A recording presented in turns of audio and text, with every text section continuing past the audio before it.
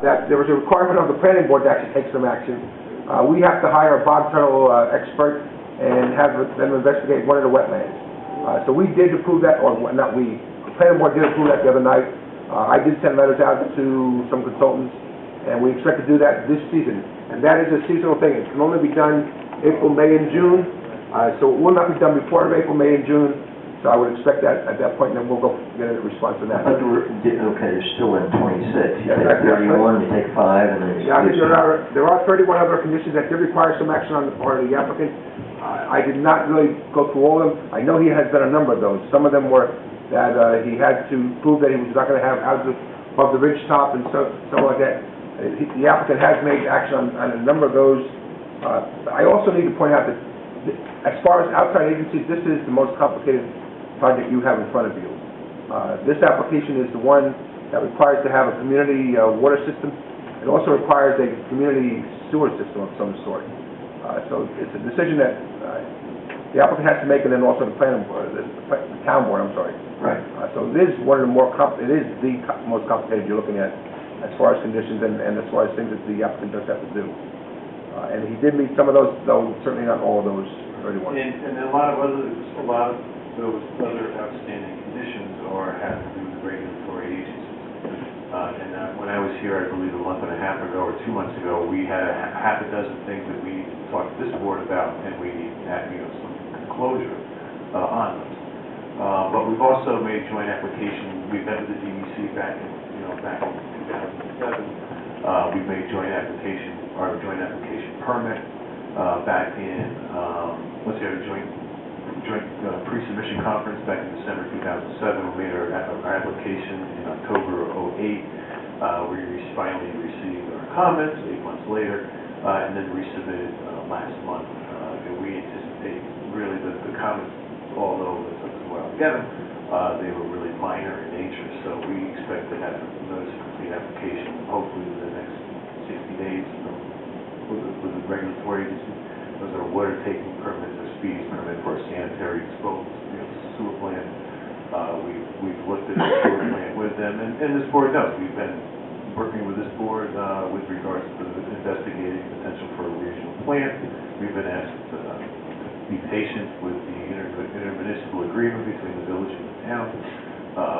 The applicant is we've also prepared in our holding, if we have to go that direction, our supplemental environmental impact statement for the on-site plant. We're hoping the level of head will prevail, and we'll go to the village to get some economy of scale there, but we're prepared to go either way. So it's not like we haven't been working. We've been working diligently on this project, and as Neil said, it's complicated, on top of everything else. And a lot of it, unfortunately, is outside of the village, outside of the owner's control. Okay. What kind of extension are you looking for here? For this one, we would like to have, I think I requested 18 months, but I would like to have... I wanted to hear it. But I'll go a year. Okay. Basically, why 18 months on this one? Yeah. Because, I don't want to, I'll tell you why. Because, a lot of the big item, I'll say, is that, it's kind of out of our control. I mean, we can, we're proceeding with an on-site plant, but we've been on record for the past 5 years. That's not what we want to do, but we don't think it's the right thing to do, but we're prepared to do it. Right.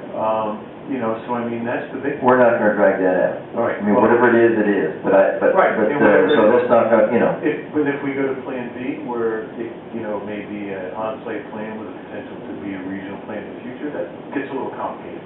Right. So we understand. We're committed to do the right thing. Mike's always, Roger always said that, and what we've seen locally, what they've been done, they do the right thing.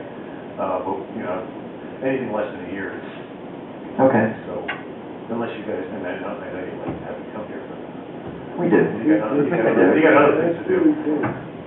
Okay. Any other comments from anybody? Everybody agree with the years? Okay. The subdivision, just from the ordinance, is how many? What's the 67. You're going to give us. Well, going to give us one of these. Yeah, I gave you one. I gave you last meeting. Oh, I also gave you, I don't know if you got it, Yeah.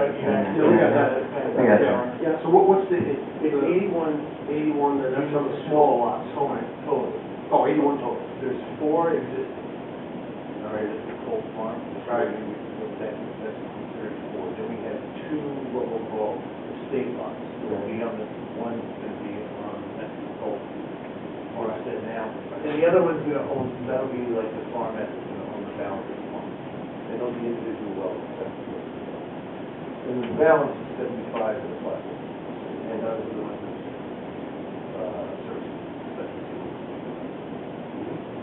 Now, this one is going to be just phase 1. Well, the reality of this one is we really need to file this map in phases. I mean, it's a big project, we're not gonna, phase 1 is gonna be, and again, if we did the environmental impact statement, there's been a lot of discussion on phase 1, on the phasing of the construction of this, because it has to be coordinated with, roads, drainage, the infrastructure, like the water's gonna be up front. Okay. So we will be looking to file the maps in phases. Okay. Construction phases. Will that mean necessitate coming back here, or you just going to be done in the planning board? I'll probably come back here. Well, they're gonna grant us a conditional final on phase 1. Right. But at some point in time, the balance of that project will be, so we'll come back and ask for an extension of the exemption. All right, so we're agreeing about a year. Ken? Yep. Lou, a year? Okay. George? Yes. Okay, year. The next one, Traskis. The Trespass is located on Arcadia Road near Route 94, at the bottom end of our Arcadia Road. It received conditional final approval on May 17th of '07. There were 8 conditions that had to be satisfied for final approval. 2 of the conditions required absolutely no work for final approval. 6 conditions required work on the part of the applicant. I'm not aware of many of these, if any of them, have been accomplished or brought back to the planning board anyhow. In the period since it was approved, however, it needs to be reported that the northern cricket frog has been reported to be on the property and also adjacent to the property. The DEC has become involved with the applicant to resolve what, if any, actions need to be taken by the applicant. If an in-depth survey has to be done, it's my understanding that a survey for cricket frogs actually takes a period of time, usually in the spring and then also in the fall. They have to look for where they hibernate or whatever. So there's no way that the applicant can complete that part of the issue until sometime in the fall. The rest of the conditions I think could be done, but that one they cannot do anything beyond that. I was Is this one you want to? I was involved when we got through the preliminary approval, and again, same thing with this one. And Neil's correct with, depending on the scope of the work that would be required to survey the frog, as a minimum, you would have a spring analysis, but chances are you'd be spring and fall. But we did, pretty extensive habitat evaluation on site. We contacted Fish and Wildlife, DEC. We actually had some areas that appeared to possibly be box turtle habitat. We had experts come in and look at the site. They were signed off on. We submitted all this to Fish and Wildlife. This was, 7, right? Probably, I guess. And then since then, the northern cricket frog became vogue. And so there's How did you find that out? Who found this? I got a help from Neil. How did you find out about I found out, I was up at DEC and was talking to people, and they were showing this wonderful map of... No, you saw the map. Has anybody seen a frog? It was reported that the frogs were located there in 2002. Actually, one pond on the site and one pond or 2 ponds off the site. Okay. They travel like motorized. Well, they have to leave over there while there's nothing there. They're deposited on the property. Like Michael. Okay. That's the history of it. I have I have a problem with this one. I'm going to be very candid with you. I have a problem with this one. Me too. This is one where they haven't done anything. And the frog came on the scene, but you know what? They didn't do anything. If that frog was not on the saying I could not approve this thing. I mean, that's just the way I feel. I'll tell you what I'll do. Well, I'll only go 9 months, you're gonna force them to come back here and tell us if they did anything or not. Because it's gonna take a year, I got, right?